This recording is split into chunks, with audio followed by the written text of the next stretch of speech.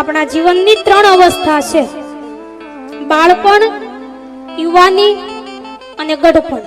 આ ત્રણેય અવસ્થામાં જો બાળપણમાં ભગવાનની ભક્તિ ન થાય ને તો હાલે, ગઢપણમાં પણ ભક્તિ ન થાય તો હાલે, પણ એક યુવાની એવી છે કે યુવાનીમાં તમે ભગવાનનું ભજન કરો.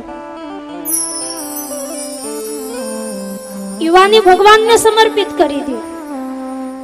પણ ઘણા લોકો એવું કહેતા હોય કે ભગવાનનું ભજન, ભક્તિ આ બધું આપણે ગઢપણમાં કરશું. ગઢપણ તો ઠેબા ખાવા માટે છે. જે સમયે આપણું શરીર આપણને સાથ ન આપતું હોય એ સમયે આપણે ભગવાનની ભક્તિ શું કરવાના હતા? મંદિર સુધી જવું હોય પગ હાલે નહીં, કથા સાંભળવી હોય કાને કાંઈ સંભળાય નહીં,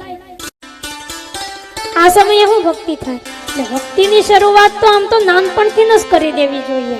પણ યુવાની એક એવી છે કે યુવાનીમાં તો તમે ભરપૂર ભક્તિ કરો.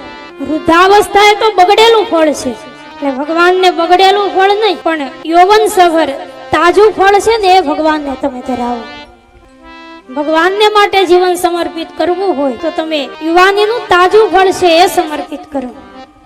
ગઢપણમાં માત્ર આપણો વ્યમ છે કે ગઢપણમાં ભક્તિ થાય, ગઢપણમાં રામ નામ લેવું, પણ ગઢપણમાં જે ભક્તિ કરીએ ને એનું કઈ બહુ મહત્વ નથી. એ તો પછી પરાણની ભક્તિ છે.